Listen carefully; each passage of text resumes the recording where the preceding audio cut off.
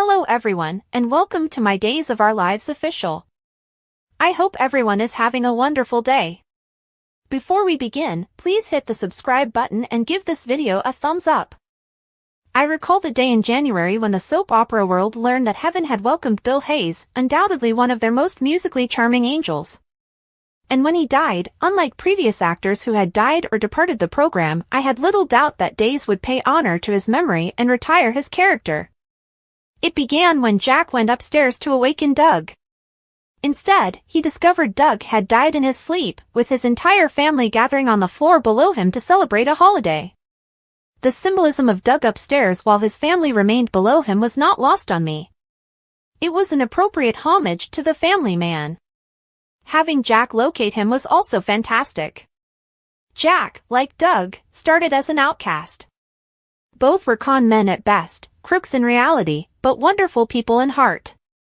Forgive the cliché, but the love of Horton women eventually saved both of them. Julie's interaction with Doug was confirmation of this. When they say, "I'll love to the moon and back," they mean this type of love. She touched his hair and kissed his wedding ring, and I lost it. We should all be so fortunate to find love like this. As soon as the word broke, we saw a slew of incredible performances. Julie was devastated. She sank onto Alice's chair, as if Alice was cuddling her, which was amazing. Love General Hospital, B&B, Days, or other soap operas? Join the debate on our SC forums. Click here to interact with fans and participate in debates immediately. Jen found Hope, and for some inexplicable force field, Christian Alfonso moved easily back into Hope's brows, and I'm amazed at how well she caught that first instant Jen/Hope connection when she was alone in a scenario. Sean, hello, Brandon Beamer, quickly returned to console his mother. Looking dapper and sober, I'm eager to hear more about Shell's situation. Jen followed up by calling Lucas. I know he's on his way back, but it hurt a little not to have him here. Given that he was involved in the first Clyde/Abigail unfolding, I would expect Chad to keep him updated on further developments. There's room for Lucas here. That is all I am saying. Back to Doug, Eli informed Lonnie and Scotty. The shocker here is that Eli and Scotty maintain regular touch. I adore all of this. Finally, Jack and Eli's toast to Doug was fantastic. Eli is a true gentleman of his time, and toasting a gentleman of a bygone era was a passing of the torch like I'd never seen. Loose ends. Javi and Leo both told their confidants, Rafe and Marlena, about their recent argument. That prompted Leo to apologize, but Javi refused to take it, which disappointed me because I adored these two. They're smart, charming, and use the perfect amount of sarcasm. It's a little early to start a fight for them, but if it's going to happen, this is the time. It's a classic soap miscommunication in which one partner anticipates the worst right away. See Demera, Johnny. But this one created a dynamic that I hadn't seen previously.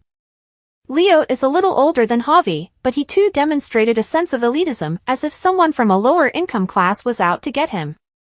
This, like many of Leo's flaws, is not entirely true. Sure, EJ paid Leo nicely, but the money arrived only about 5 minutes ago. Leo hasn't been in this tax bracket long. He should have shown Javi more grace. I think Javi's "I never want to see you again" posture is a little extreme. I believe he will find forgiveness around Christmas time, a season of love, festivity, and peace. Ugh. Philip is just the worst. On what world does he believe it's acceptable to fire Xander at Thanksgiving dinner? I suppose if Philip and Xander had a more established rivalry, I would be interested. However, Philip appeared more tone-deaf and privileged than evil and intelligent in that scene. I wouldn't have blamed Sarah for using her newly acquired walking abilities to march over to the end of that table and flick Philip square between the eyes. Have all the seats, Philadelphia. That brings me to Stephanie.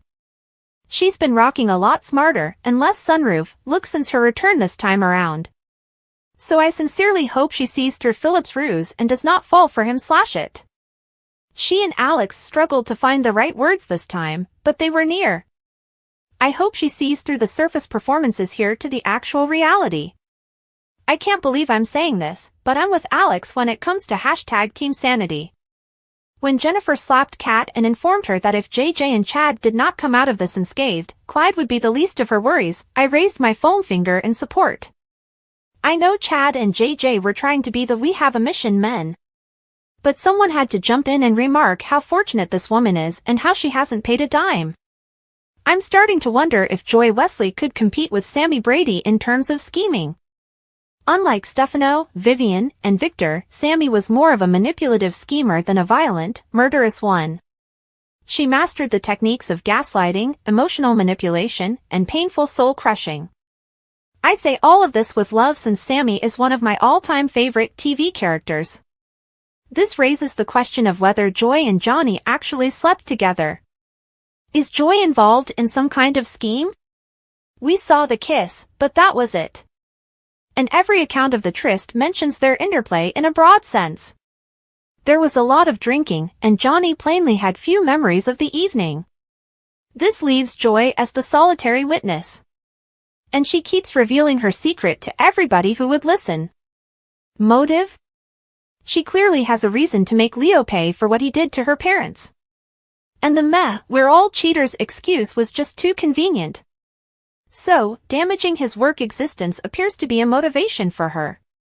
Above all, don't forget that she is Craig and Nancy's kid. Scheming is in her blood.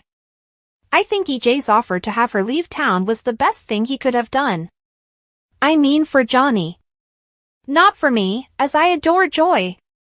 Of course, I could simply be dreaming and hoping because I care about Chanel and don't want her to look foolish. The more people find out, and the longer this continues, the more embarrassed she will be. She was perfectly correct in telling Paulina to get in line and accept her requests this week, but that is going to come back to bite Chanel. Chanel doesn't deserve that because she's a decent person. For those who do not watch General Hospital, Wally Kurth, Justin, also portrays Ned Quartermaine. Every year, the Quartermaines end up with a terrible Thanksgiving feast, so they order pizza. So it was cute when Justin suggested they order pizza because some families do. I laughed out loud when Abe was caught sneaking chips. I'll never get tired of Alex apologizing to Justin, and Justin accepting it like the gentleman he is. I like that Paulina offered Eli a job, but I don't like how she framed Rafe's departure as jealousy of Jada. No, ma'am. That is not what happened. No mud. No blood. Keep your coats on. Chatsworth has become an icon for those of us who are parents with siblings. Preach. This is my same philosophy. And now I'd want to personally thank everyone who has read 2 scoops over the previous 17 years. This is my last official column as a 2 scoops contributor. Our love of soaps endures despite the passage of time.